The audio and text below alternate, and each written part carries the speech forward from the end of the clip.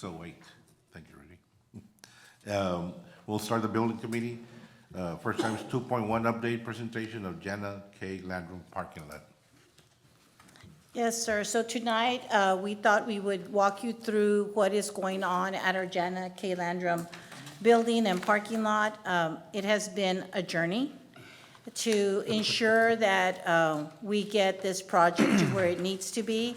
I think the collaborative efforts of everybody in the district has been really what has catapulted this into now full force. So we wanted to start tonight ensuring that we understood the process that we went into when we made the decision as a board and as a district to pursue the building of or repaving of initially the Landrum parking lot at the UTEX building. So I have Mr. Saldana and I do have Mr. Cavazos here to support me with rolling out this information. Good evening, Mr. Moreno, fellow board members, Ms. Servillon. This endeavor has really taken a lot of time to put together and go through the process, and it's been a challenge, but we're working together as a team, and we look forward to the completion of the parking lot really, really soon. As you can see up there on slide number 1, the G&T Paving LLC was awarded, the G&T Paving LLC awarded for the Jana K. Landrum parking lot project. Was recommended by a district administrative team. The criteria that they went by was experience with similar projects, strong financial structure, and described services aligned with the district needs. I think one of the things that Mr. Cavazos can talk about in another page is that it doesn't always have to go to the lowest bid, but he can go into detail on that when we get to that slide, okay? And let me interject here. So G&T is the actual LLC that is working on the project. And initially, we had an administrative team that evaluated the 5 proposals. G&T had the highest score. Reason behind that score, or for it to be ranked number 1, was that it did have experience with projects of this magnitude. It had a very strong financial structure. The company scored high with that financial structure that I guess this company has been in business for decades. And furthermore, it was aligned with our current needs at that point in time. On the next slide. On the next line, we're going to have a procurement timeline. Dates were advertised in the Valley Morning Star on September 4th and September 11th of 2021. The proposals were due on Tuesday, September 14th, 2021 at the administration building. Proposals were received, open, and read out loud by Assistant Superintendent of Finance Operation. Contractors, and the contractors were in the audience. A total of 5 bid proposals were submitted. A committee of 4 district personnel, including Superintendent of Schools, Purchasing Director, Assistant Superintendent Superintendent. of Finance of Operation, Maintenance Director, evaluated the proposals. A recommendation was made to the Board of Trustees on the morning of September 14, 2021, where G&T Paving was recommended for a contract award, and G&T ranked number 1 according to the criteria. The board voted to award G&T the Paving Landrum parking lot project. So here's where I wanted to review the Texas Education Code. Texas Education Code delineates, and we've reviewed this before during our workshop, that there are certain parameters you look at. You look at purchase price, you look at the reputation of the vendor, the quality of the product, of the service or goods, and then you look at the extent to which the service and goods can meet the district needs at that current time, vendor's past relationship with the district. Also, you look at the impact on the ability of the district to comply with all the laws, rules, regulations, et cetera. And then the long-term cost to the district, and vendor's ultimate parent company or majority owner has its principal place of business in the state. And then any other relevant factor. On the next slide, we look at, this is Texas Education Code. Now we're looking at Texas Government Code. Texas Government Code tells us pretty much the same parameters we look at. We look at price, we look at experience, we look at the quality of goods and services, We look at impact of ability of governmental entity to comply with rules and regulations. We look at safety record, proposed personnel. We look at the size of the project, the scope of the project, and we look at all the other relevant specifics of the bid, proposal, or qualifications. We did also include in bold where, yes, price is one of the variables, but if you look at the second sentence in determining the best value, the district is not restricted to considering price alone, but may consider other factors stated in the selection criteria.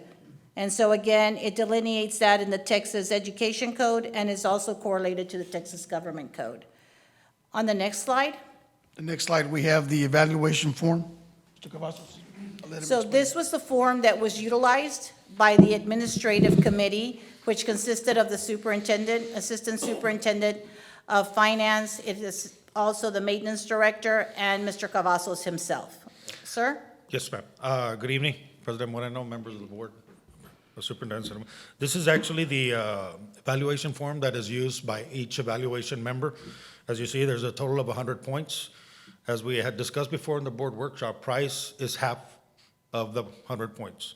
Everything else is broken down there, so we can consider the rest of the criteria other than price. Price is not the sole factor, the sole deciding factor. So this is the one that we use. Everybody scores them accordingly, and then we summarize it, and that's where we get our ranking from. So I would like to interject, you have a packet on the dais that has the original summary score sheet where you have the ranking of all the proposals that were submitted to you. On the next page, or the next slide, Yeah, that is the summary that I was talking about. Usually what we do, we turn into the board the summary of the evaluations. As you can see, evaluator A, evaluator B, evaluator C, evaluator D, and then we will rank up all the points, and then we will score them first, second, third, fourth. Whoever comes out first, that's who we recommend to the board. It's just a recommendation. and again, with this project, in particular, was the financial reports and records Yes, that ma'am. were looked at. Financial stability of the company, the project size. You know, they're the only ones that had done projects of that magnitude. They have the financial status, they could get bonded by that much. It was what, 1.2 million that they needed to get bonded from. Yeah, so all those criteria is what led for our committee of 4 to recommend GNT. Okay, And it was brought before the board. okay. I think I want to mention, just for clarification as well, is that you said it very well, both Mr. Rayon and Mr. Cavazos. Y'all bring a recommendation. Now, I'm not going to start pointing fingers and stuff like that, but I do want to make reference to a comment that was made maybe a year and a half ago, that, you know, we as a board don't question y'all's recommendations, and it's not our job to question, and I disagree with that, and I think that's exactly what happened that night. I believe it was a meeting in September 2021 when we met. You did bring that. I think we did go through an extensive We did. conversation when It we were was talking an about extensive this. conversation. We agreed to disagree, and ultimately, whether the vote was unanimous or the vote was 4-3 or whatever, it was put up to a vote. But, and I'm also happy to see that in your criteria, you're referencing those items that appear on the Texas Government Code. Absolutely, so And- that's what and we need to we follow. have That's to what do governs that, construction correct. projects. So I don't think that if there's any question out in the community as to the decision that was made to go, you know, the other thing I think that came into play was, that comes into play is the discussion that this company can do it in less amount of time for this less amount of money. That was okay, and in reality, there's all these other factors that have come to light since we began the project, as far as the asphalt, and once they got digging into that, Right. into the ground, that were not known to anybody at the time. Exactly. So, that this project is coming to fruition, I think it's a long time coming, but I'm glad that we're making the progress that we need to make. Yeah, I think like I said before during the presentation, with the good specs and a good company to do it, that parking lot should last 10, 15, 20 years. So on the next slide, as we proceed, you will see that we have a copy of their payment and performance bond that was submitted to the purchasing office on September 29th. And then from there, the board, not the bonds, I'm sorry, the bonds were given over to the maintenance director, the performance bonds, and then the maintenance director was to handle the project in its entirety, working with G&T. Yeah.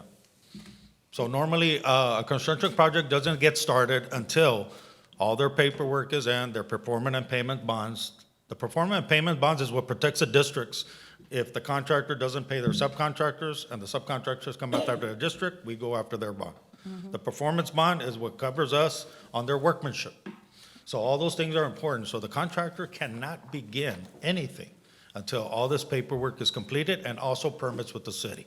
So once he clears, turns in their payment and performance bonds, and he clears my office, he reports to the maintenance director, and he reports to him for the duration of the project. What's that time frame from that point? for From the them to- time of award. So that project was like 1.2 million. Sometimes, they can't get bonded overnight. No, It I'm might saying, take a couple so of. how long is that time frame for them to get bonded and then get started on the project?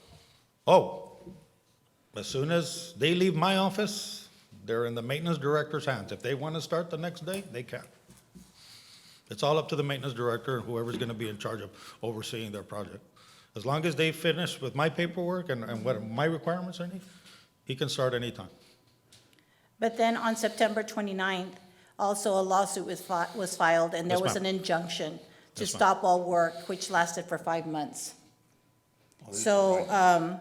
So I actually have the entire timeline, I just didn't want to go through everything. And I know Mr. Weller can also interject here.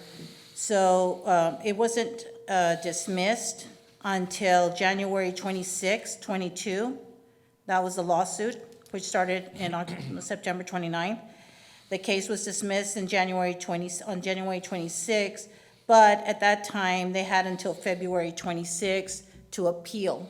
So for that entire time, work was halted. Everything was at a So standstill. that's a So- minor case. Yes, That is correct. And what happened was when the lawsuit was filed, the bidder that filed the suit went to the court and got a TRO, which is a temporary restraining order. And they did so in a hearing where the district was not allowed to attend. They did it without giving us notice that they were going before the court. So the reason that they really got a TRO was because we weren't there to explain why one shouldn't be issued.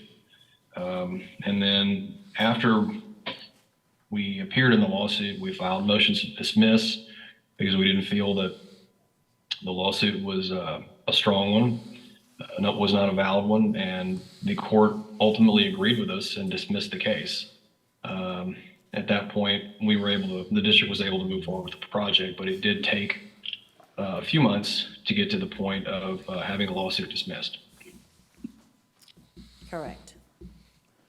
So according to your timeline, there was a lot of obstacles here. We hit that water line. And that's when it was determined that this was deeper than a paving project.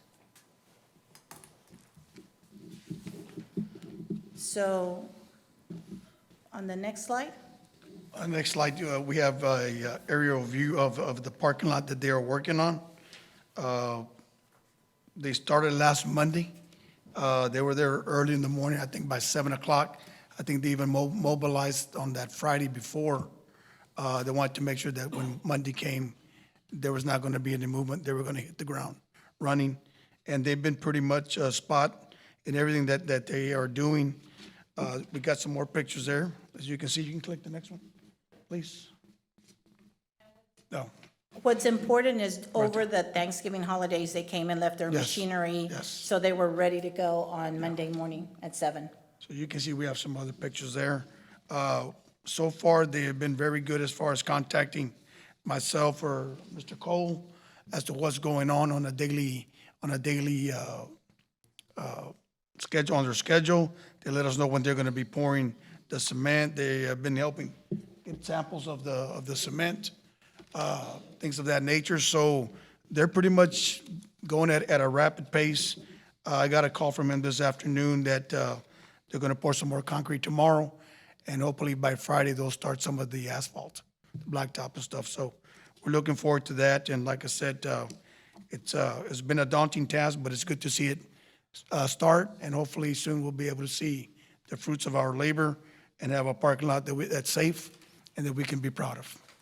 How much of it is gonna be asphalt and, the rest of it concrete? Do you know? Remember that, Chris? It's just the entrance for the Yes. buses, right? It's the entrance of the bus. See, like, the bus entrance on that far side. Also important to note is we did bring in GDJ, which is an engineering architecture firm to make sure that we were getting everything done correctly, because it did end up being more than just paving as they started tearing up the asphalt. So that also was part of the process. And then I think Mr. Saldana has a last slide where it indicates that we went into negotiation. Right. As we started, G&T did start with a change order of $132,000, and it ended up being $76,000 as we received credits, because like I mentioned, they hit that fire line where there was water that flooded that entire area. The hydrant the water line needed to be repaired, or fire line needed to be repaired. So that was also a process that we went into. And then also the city did require us to submit additional documents so we could proceed with the project. So that was part of the process as well.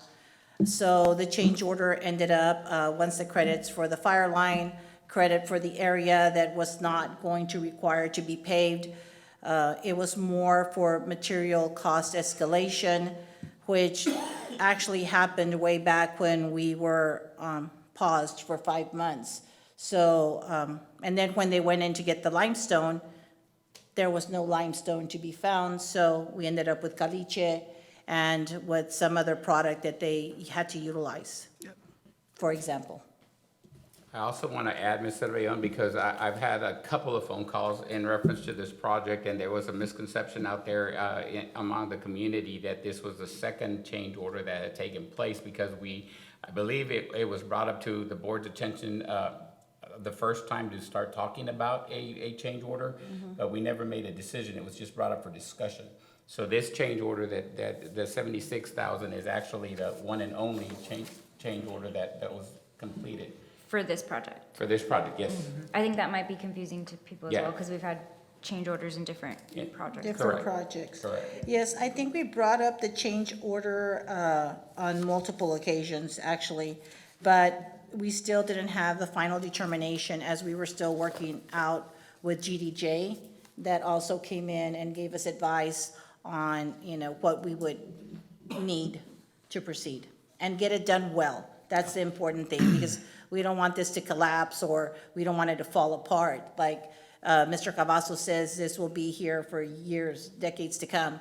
And Mr. Cole has also been very instrumental. As a matter of fact, he's ill and he's here to support us in case we have any questions that, we can't answer. Be 'cause he gentle was with him. there. Be gentle, because. Yes, he was there from the onset of the project. Was the fire hydrant rerouted or still stayed in the same spot? No, it wasn't. On the fire hydrant? Yeah. He'll explain that a little better. Good evening, everyone. It is still in the same spot, as you can see, where it travels all the way through. That fire line actually feeds other properties past the school, or past the Jana Landrum building, so it has to stay there. Now, what we did do was we moved the hydrant, you see that little offset on top. We did move the hydrant out of the parking lot for protection in case the buses, obviously, that's a big deal, but the rest of them are on the grassy areas. Now, the opposite side, that's gonna be a different story. We'll get to that later on, but that same thing might have to be done there. But it is still in place. Sand was placed over it. Now, as it comes down to the where the gas pumps is at, where the covered area is at, on the back side of the property. As it comes down to that back side of the property, the pipe does start to shallow. So where they remove the area around that piece, the pipe is maybe about 2.5 foot down. But depending on whatever the city code was at that time, was why they would bury it to that part. Now, 4 feet is standard, but, you know, if they weren't checking or if it wasn't done at the initial, when it was built, then obviously, you know, it over time.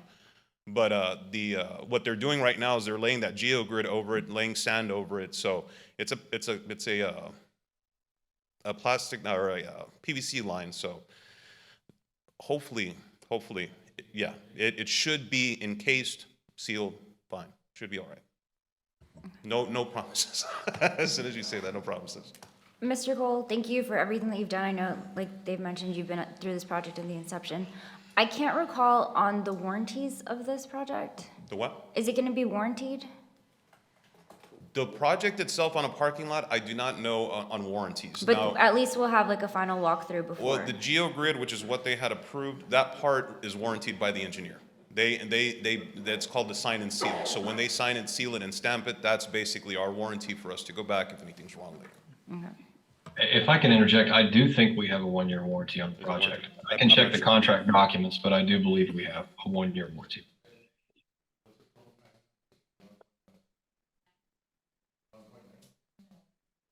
What's the total? 1.2, I believe? 1.2 sounds plus the about change right. order. 1.2, yes. 76,000? No, it doesn't take it to 1.3. No, I it's, can give you an exact number, because it's 76,000, it's not gonna, Okay. Thank you, Mr. Cole. thank you. Hope you feel better.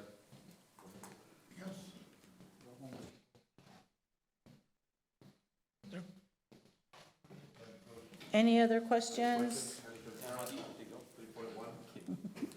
Good job, Mr. Saldaña. Thank you. Appreciate It's a it. team effort. Good Team job, effort. everybody, Thank you. yeah. Mr. Cavazos, Great support team. thank you.